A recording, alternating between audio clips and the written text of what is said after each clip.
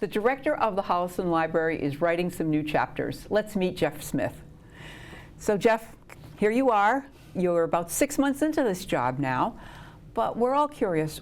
What attracted you to Holliston? What's going on? Well, Chryso, thanks for having me today.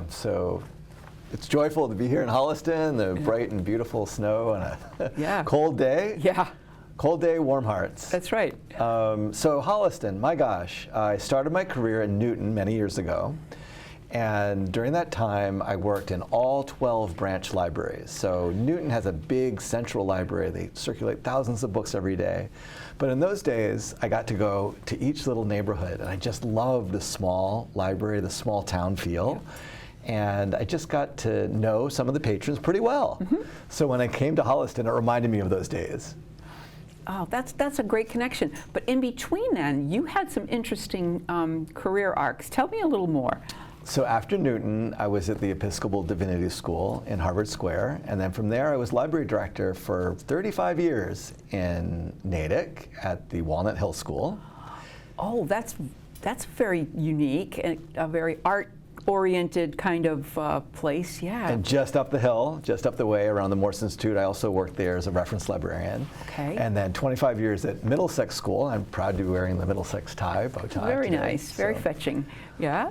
But I'm psyched to be in the public sphere again. It was really nice to be in a prep school for a long time and working with research with students.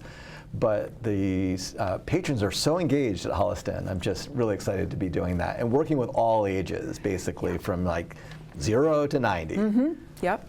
Well, certainly you've been very busy, and I've been impressed with some of the numbers you've come up with, because let's go into some of that. Like we're a lot bigger in so many ways than I would think.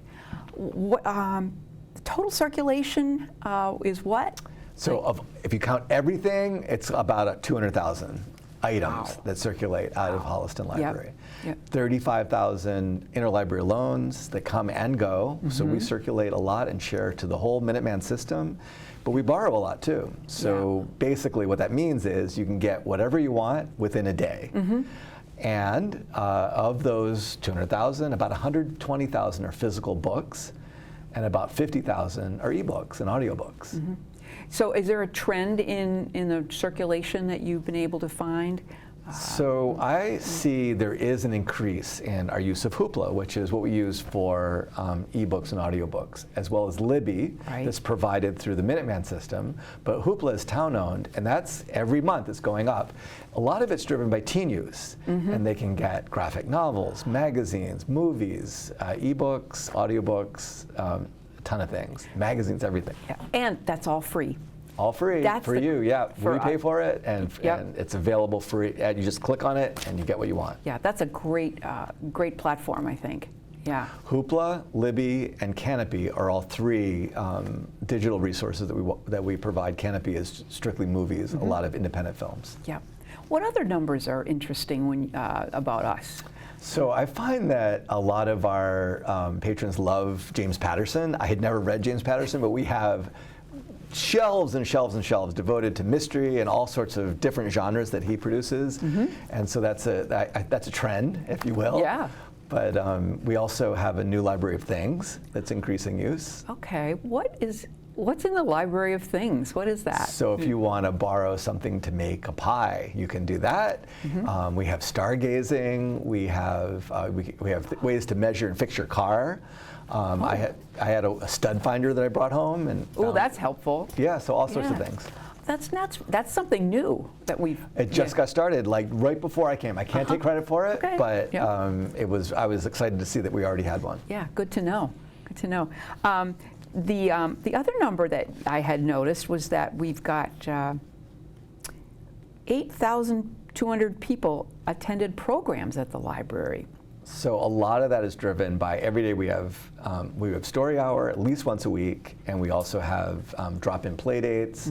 We get 10 to 15 people at a time. Those are going 2 or 3 times a day, all the time. There's just we bought a new door counter. walking people. There's a counter. And Okay. so so we're actually counting about 300 people a day.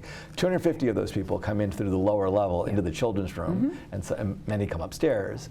But there's a lot of activity downstairs every single day. As you'd think there would be in our town with lots of families. Yeah, and a great collection. Yeah. What's good about the children's room? I don't go there anymore. So what's the hot thing there? Is it? So all right. So there's so much. So we have these new Tonys, and we have a lot of new things that a Tony you can put a little character like a Lion King on it, and it will read to you. So it's kind of fun. Oh. Wow. We have Playway books you can open up and they'll read to you. So a lot of digital resources that way, little tablets that kids can play with. But the collection is impressive. It really is significant. We circulate 77,000 children's books every year. We have a huge area for them to play in. The Gilman Room used to be more adult-oriented, and now it's really turned over to the kids, and then we take it back for programming when we need it. Right, yeah. Okay. So most popular, how do we compare to some of the other places you've been with? Right, so I was looking at stats before I came in at so by comparison, the biggest library in the state is the Boston Public Library. So they circulate about, I'd say about 1 million books and 5 million ebooks. So that's 100 times the number of ebooks, but they're serving the whole state. Sure. And if you think that we're circulating 200,000 versus 1 million books, it's only, I don't know, 5-10 times. So we're in the mix. Yeah. I would say I looked at Wellesley. They're about 500,000 books a year. So we're not the smallest, we're not the biggest. We're sort of in the sweet spot. Okay, I would think. Oh, that's good to know. Yeah.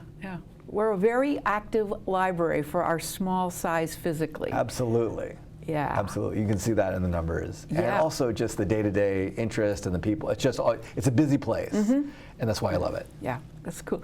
So now that you're here, have you got some strategic priorities that you'd like to work on? So what's your goals? Yeah, what are some of your goals? Right. Yeah. So what I'm thinking a lot about is collaboration with other departments. Yeah. And if you had talked to me 3 months ago, I was looking at the high school. I've been going out to the senior center, they call it the center, a few times, and talking to them about memory care. Talked to the high school librarian about research. Talked with the Historical Society a lot about the fact that we're 250 years from the Declaration of Independence. So thinking about ways to highlight those things with programming and working with you. Yeah. Well, great. Well, they have the Historical Society, of course, has its own collection of books and manuscripts too. So that's interesting to maybe access some of those things from your experience. Now, working with the high school, tell me a little bit more about how that can benefit our students. So when I was up there, I saw a lot of activity in the middle school, and it was fun to be up at the high school. And the thing I was really trying to promote was the BPLE card. And you can go on our website, and it'll say digital resources, and you can just drop down, click it.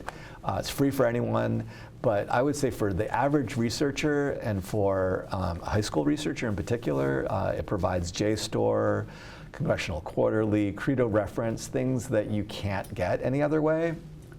They're pretty expensive. We do provide Gale resources, but there's an issue with funding there a little bit. But the BPL has a full array of resources that I've used extensively over the last 25 years with students. So I would really encourage students to go and it's free, available, click on it, and they're there. And it includes, the New York Times, Boston Globe. So, there's some instruction with sort of getting into it, but there's a lot of help in how to cite the sources. And so what was the reaction to those ideas with the librarian? Are they going to kind of expand the students' knowledge about this resource? Right. So I was really happy to work with Seth Golder. I think he's doing a great job up there. And he's also at the middle school. Right. So he's got 2 jobs. And we're thinking alike. He has access to all of that, so then now it's his job to sort of share it. Yeah. I think one of the best ways to do it is to work with the teachers and get them to use it. Once they're using it, then they can explain to the students in their classrooms how to access those resources. So if I'm going to write a paper on history or politics, my teacher would say, you know, you would really get a lot of original research if you use your BPL access to do that. So Right. that's kind of the example. Yeah, and any of those yeah. three that I mentioned, like Congressional Quarterly or Yeah. Credo Reference or JSTOR, is incredibly deep in terms of its available. Well, this is a whole level of expertise that, you know, our students can be exposed to. That's awesome. I want to also give a shout out. We have an intern. Her name is Jillian. She's been working for us for the last 3 months, and she and I sat down and looked at it, and she's like, I'm going to bookmark everything and use them when I go to college. So Cool. Great. That's And great. I reminded her, in college, you'll have even more. Yeah, yeah, exactly. So what other, so you've got the research, what other kinds of, you know, priorities or goals do you have? Well, you may have seen, we had it right up in the town pages recently. Yeah. And we have a new teen zone. So that was really fun to do. Like, it was sort of, I could see a need, because some of the young tweens and teens were using some of our computers on the main floor to play games. They have every right to do that. We welcome them. Yeah. But sometimes they can be in the way of other adult researchers, and sort of, you know, they're just a whole different, you know, buildup of who's accessing what. Right.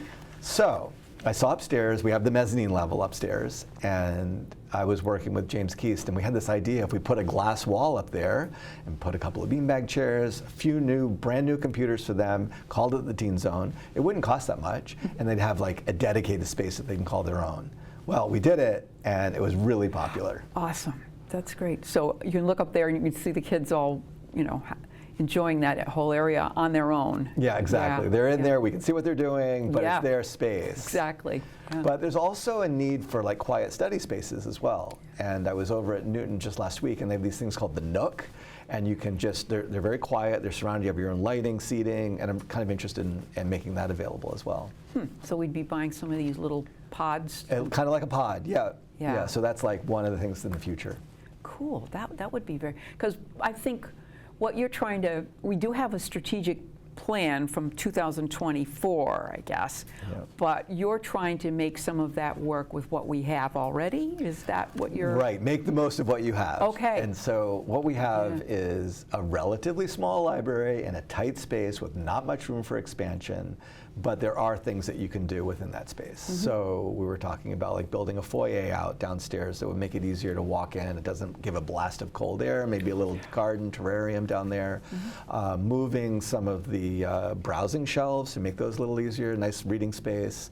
I'd love to move the computers in the center, possibly to give more room for programming space upstairs that could easily move out. So we do have receptions up there. We've had musicians and Yeah. all sorts of things, but with the computers right in the middle, it's sort of hard to see someone. So we'd have to figure that out. Everything's hardwired. It's all connected to Minuteman. It's not an easy task. So these things are going to take time, but there are things we can do with the space we have. That's good to hear. That's great, yeah. So you're partnering with a lot of organizations. You've partnered, you're talking to Historical Society, the high schools. What other kinds of things would you like to see? Well, okay, we need new bathrooms. Oh, okay, definitely. Those are dated. Very. I think they're from the original room, the original Yeah, there are renovation. 2 public bathrooms, one on the Yeah. first main floor and one downstairs, and so they both need some, I mentioned quiet studies areas, shelving, seating, foyer. One of the real issues is parking. Like, it's a beautiful small town library and it's great if you can walk there. Anyone who lives in Mudville, the schools are walkable. But for people that need cars, it's a challenge. So there are 2 spaces out front. They're not dedicated to the library. They're just town spaces, parking spaces. And everything else is owned by the vendors around us, and who very kindly allow us Yeah, they're good. to use parking. Yeah. But we have to depend on the kindness of our neighbors. Yeah, that's always been a drawback of our location, but there's a lot of positives to that location, so hopefully we'll figure out a way to keep it there for a while. We'll see. I Yeah. don't think we're moving anytime soon, but we are putting out a survey within the next couple of weeks. Tell me more about that. What do you hope to learn from that? I'd love to get people's responses. There are a bunch of questions about how we can serve you better, and just all the services that we provide, how you prioritize that, how you get your information, what we could do better, just rating our service right now. And then there is an important question about very stay or go, remain or leave. Like what do we want? And I just want that feedback.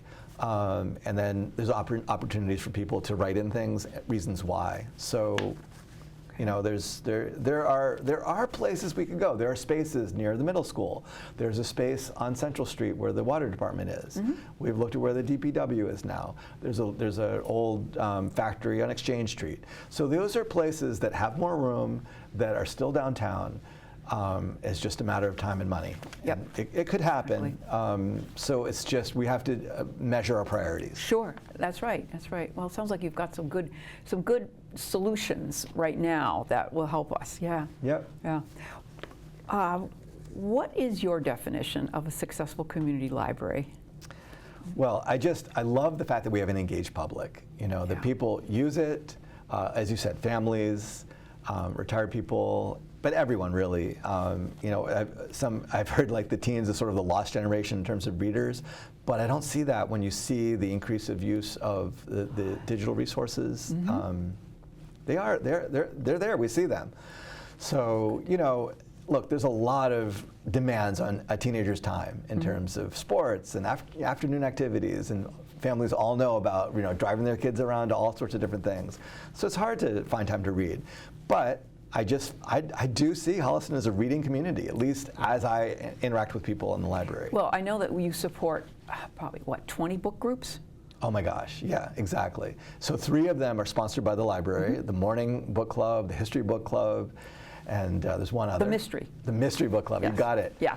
But you're right, there's like 18 more, and we provide books for all of those. We get them from the Minuteman system. Right. We have a dozen books for each book club. They're all available for free. You just come and ask, take out your book, and we're open to help that. Yeah, that was something that really sets us apart from some other libraries, I think, that service of supporting book groups. Right, here in and town. just again, a shout out to our staff. Taylor is amazing in providing that. Catherine is amazing in the children's room. There are so many opportunities she's just very welcoming. So I just want to thank her. We do for have that. a great staff, and we also have a nice, the adult programming has really taken off, I think. And that's a tribute to Taylor. Yeah, she's got a great handle on what people want to see. And Jen has got her fingers on the teens and the young adults too. So. Yeah. Well, you're lucky. You've got these great people. Crack team. And Amy, she's amazing with her. We couldn't function without her. All the cataloging, all the behind the scenes. People just think it just appears magically. It's not like that. No, it doesn't. Yeah. Okay. Well, so let's talk a little bit about you. I like to call this part the I don't know, up close and personal, I guess. Right. So let's get to know Jeff a little better. Like, what's your favorite food? All right, so my wife Natasha makes this stuffed cabbage called halupki that I love. Yesterday was her birthday, and I stopped at Gaetano's and got cheesecake for her, which she loved. We got some Mexican food together, so we've done a lot of traveling. She is more of the gastronomy expert. But so I'm lucky. Yeah. No, ethnic food. You're into that then. Yeah. Good. What's your favorite place in Holliston, if you have one? So we just had a staff appreciation night at Guilford's, Rushford and Sons, and we're also going to do a trivia night there coming up at the end of February that everyone's welcome to. You mean like a library trivia night? Yeah, so library themed trivia, and it's going to be a fundraiser with the Friends of the Library. Oh. You can, if you want, donate $5 to a kitty. You can, it'll be a fundraiser in various ways. Fiddle and Find is often offered to give a certificate, and so we're getting great support from Rushford's. But the more people, the better. The Friends are helping us. So I love Rushford's. We just had a staff appreciation night there, and they're making a difference in people's meeting areas. That's great. I love the rail trail. I've bumped into you at Fatima Shrine. Yes, I know. We were walking there. Yeah. There's a lot here. I'm glad you're exploring it. That's super. Yeah. So where do you live? You don't live in Holliston. So I drive out from Waltham. Okay. I was in Concord, and prior to that, we lived in Brookline. But it's really easy to get here. You just hop on the Mass Pike right from my house, and then when I go home, it's right down 16 the whole way. Get to Newton, and I'm home. Yeah. Yeah, that's not a bad ride. Yeah, No. yeah. That's a great town. And I think you had, you did some research on your house once. What was that? The deed of your house, did you have to research that somehow? Yeah, so I used Ancestry to find so the previous owners, and we were trying to like figure out something about the title of the house. So there was, Yeah. you know, did we really own the driveway or not? We do own the driveway, but we had to, you know, work through that, and that was interesting to find like the background. Right. Oh, I just thought of something else. Tell me about the law, the court opportunity. Right. That is. Explain Yes, that to us. Yes. So you were This is asking new. about a couple of new services since I Yes. started. One was a notary service. Right. Jen is now a notary. Jen is now a notary, Yeah. so she got professional development to do that, and she's been amazing. We have, you can log into the website to schedule to get any item notarized. There are things we can and can't do. We can't do real estate. We can't notarize passports, but pretty much everything else, you come in with a good attitude and ask her, and she's there to help. She's the best, yeah. So we have a notary, and one of the things I was working, it's the trial court law library in Lowell, and it's called the Public Library Initiative to provide court service in a library. So if you don't have access to electronics or a laptop, or if you need access to Zoom, we can provide a study space, headphones, a quiet, private place for you to log in, get you connected to your court, and it seems like a really great opportunity. Wait, so you can go to court from the library? Yes, so a lot of people now do remote court. Okay. And so you can just you can actually appear like you have traffic court, you can go through Zoom. We will provide the technology and the privacy to enable you to do that. Oh, that's very interesting, yeah. But that's a great service for a senior citizen or someone who doesn't drive or yeah. Or just doesn't have the technology available to them and needs a little help, we'll get you there. Yeah. Jeff, that's amazing. That's great. So yeah, and these things, a lot of them come just available through. I check out websites and what other directors are doing, and like we can do that. And the thing is, I don't want to overburden my staff with all these new initiatives, but they've been really amazing. The attitude is, how can we serve? How can we do better? Okay. Okay, back to you. What kind of books do you like to read? So I was thinking about this. You had talked about it to me earlier, and there's like books I'm reading now. I'm a voracious reader. How can you choose any favorite book, or books that were instrumental to guiding you in your life, like as a young person? Oh yeah. So in terms of like an early book that I really loved, there's this book called The Book of Three by Lloyd Alexander. I was about 12 when I read it, and it's about a young man who his title is Assistant Pig Keepers. He's an orphan, is very humble, but he's a young man with a destiny. So I love that. It's like Welsh mythology, and so that was a lot of fun. Then another book right now is that I just finished was called The Boys in the Light, and it's a World War II memoir, but it's written by the daughter of someone who survived Auschwitz, and he was saved really by a tanker crew that came through, and it goes through their lives, how this tanker crew found him, where they came from. One of them was from Waltham, one of them was from Minnesota, and they came and bonded together as a band of brothers. And I've seen that story before, but this is told by the daughter of the person who wouldn't have survived without them. Yeah. So it gave like this personal connection. It was really moving, and it was local in some ways. Right, exactly, yeah. Where do you like to, you've traveled a lot. Where have you been, and where would you like to travel? What's your dream travel? Right, so I made some notes about that because there's so many places. As you know, I lived in Greece for a year. I worked at the College of Thessaloniki for a year, and I was a research librarian. So that was a sabbatical year. It was really an amazing opportunity. I got to meet a lot of people.